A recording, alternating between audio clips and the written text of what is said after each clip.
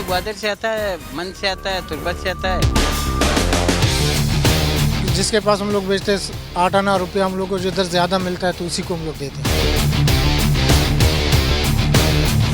अब चौकी से लेके आगे समंदर के किनारा है, वहाँ तक रोड नीचे से खुले हुए हैं।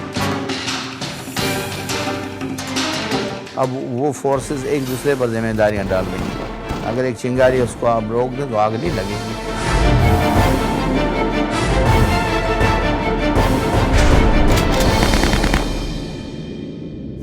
पाकिस्तान बने हुए 60 साल से ज्यादा का अरसा गुजर गया। इस दौरान कई माशाल्लाह आए और चले गए और बिलाखिर जमहूरियत मुकम्मल हो गई।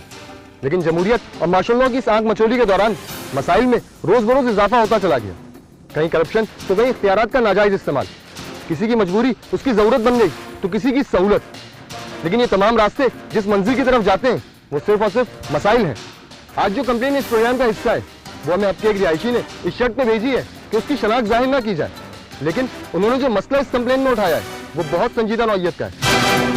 मैं हब का रिहायशी हूँ। हमारे डिस्ट्रिक्ट लसबेला में जो तहसील हब का इलाका है, यहाँ ईरानी पेट्रोल, ईरानी डीज़ल ये सब खुलेआम फ़रोख्त हो रहा है। और यहाँ के जो पेट्रोल पम्प के मालिकान हैं जो कि गैर कानूनी तौर पे इसको फ़रोख्त कर रहे हैं, उनका ताल्लुक़ तकरीबन यहाँ के इलाके के कुछ सियासी अफराद से है, जिसकी वजह से इसमें कोई रोकथाम नहीं हो पा रही है। अच्छा, अब ये जो स्मगलिंग का जो सामान आता है ये ट्रकों पे इवन लाद के लाते हैं और मुसाफिर कोचों के ऊपर भी ये सामान आ जाता है, जिससे माली नुकसान नहीं बल्कि मुसाफिरों की जानों को भी ख़तरा है और इससे जानी नुकसान होने का भी एहतमाल है। अब यहाँ ये कारोबार तकरीबन 10-15 साल से चोरी छुपे हो रहा है, लेकिन उसके अलावा 3-4 साल से खुलेआम फ़रोख्त हो रही है। आप जाएँ तो इनसे मालूम कर सकते हैं, ये आपको इसकी कीमतें और ये भी बता देंगे कि किन इलाकों से ये पेट्रोल आता है। सिक्योरिटी एजेंसीज़ और पुलिस और कस्टम के हुकाम इस मामले में कुछ पेशरफ नहीं कर रहे हैं और यहाँ के लोग भी चूँकि इतने ज़्यादा पढ़े लिखे नहीं हैं, इसलिए उनको भी इल्म नहीं है कि इस स्मगलिंग से मुल्की मईशत पे क्या क्या नुकसानात मुरतब हो रहे हैं और कितना इससे हमारे मुल्क को नुकसान पहुँच रहा है। टीम बेनकाब इस कंप्लेन की कवरेज के लिए जब हब पहुंची तो मालूम हुआ कि पूरे शहर में जा बजा ईरानी डीजल की फरोख्त के अड्डे मौजूद हैं और इसका कारोबार करने वाले लोग बिला झिझक और कानून से बेखौफ होकर स्मगल शुदा डीजल फरोख्त करने में मशगूल हैं। जगह जगह गैर कानूनी डीजल स्टेशन मौजूद हैं और ये तमाम कारोबार आगाज से अंजाम तक लाकानूनियत का मजहर है। हैरत अंगेज बात यह है कि ईरान की सरहद से डीजल पाकिस्तान की सरहद में कैसे दाखिल होता है। हमारी बॉर्डर सिक्योरिटी फोर्सेस, कस्टम हुकाम और दीगर कानून नाफिज करने वाले इदारों की कारकर्दगी यहाँ एक सवालिया निशान बनकर रह जाती है और इस गैर कानूनी तिजारत में उनके मुलव्विस होने का इम्कान कतई रद्द नहीं किया जा सकता।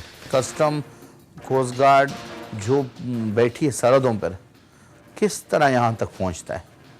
ज़रा स्मगलिंग है, स्मगलिंग की रोकथाम जो ना वो कस्टम और कोस्ट गार्ड के हाथ में। तो ये पहुँचता है, जब यहाँ तक पहुँच जाता है तो ज़ाहिर है फिर वो लोग कहते हैं कि हमारा कारोबार है और नाज़िम होने के ऐसे से ज़ाहिर हम किसी का कारोबार तो नहीं छीन सकते।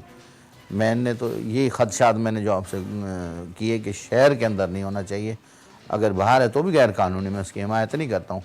तो इसके लिए ज़रा आला पैमाने पर रोकथाम की जाए कि बॉर्डरों से ये स्मगलिंग ना हो कि यहाँ तक पहुँचे।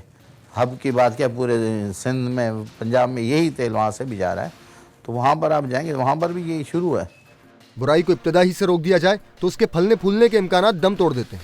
लेकिन डीजल की इस गैर कानूनी तिजारत को शुरू हुए कई बरस गुजर चुके हैं और गुज़िश्ता 4 बरसों में ये कारोबार बलूचिस्तान में वबा की तरह फैला और इस गैर कानूनी कारोबार से फवाइद समेटने वालों के मुंह को हरामखोरी का खून लग चुका है। इसलिए अब इसकी रोकथाम में नाकामी की गैर माकूल और ला यकीनी वजूहात बयान की जाती हैं। इसमें अगर हम एफर्ट्स कर ले या अगर गवर्नमेंट इसमें सीरियस हो तो जो भी आपकी बॉर्डर सिक्योरिटी फोर्सेस हैं वहाँ से इस पर कंट्रोल लाया जा सकता है। अच्छा, अगर आप वहाँ से एक चीज़ को खुलेआम छोड़ रहे हो और हम एट द एंड एक पॉइंट पे कह दे कि यार यहाँ पर हम इसको स्टॉप करेंगे तो नहीं हो सकता है। बस वही कि इब्तदा से जहाँ होती है, अगर इब्तदाई किसी चीज़ को आप रोक दें, अगर एक चिंगारी उसको आप रोक दें तो आग नहीं लगेगी। अब वो फोर्सेस एक दूसरे पर जिम्मेदारियां डाल रही हैं, लेकिन मेन जिसकी ज़िम्मेदारी है वो अगर उसको वहीं रोक दें तो यहाँ तक ना पहुँचे। और यहाँ जब पहुँचता है तो ज़ाहिर है फिर यही लोग हैं और कहते हैं कि भाई आप क्यों रोक रहे हैं, उधर हो रहा है। वो ज़िला कहता है कि वहाँ हो रहा है। आप पूरे बलूचिस्तान थ्रू और ट्रैवल कर लें तो ये मेरे ख्याल में आपको चाय कम होटलों में मिलेगी, तेल मिलेगा। ईरानी डीजल और पेट्रोल तो काफ़ी अरसे से आ रहा है, लेकिन ये कि जिस तरीके से अब तकरीबन 4 साल से बिल्कुल खुलेआम हो गया है, इतना नहीं था पहले। जी हाँ, 4 साल से बिल्कुल ये पहले मतलब ये था कि छुप छुपा के आता था।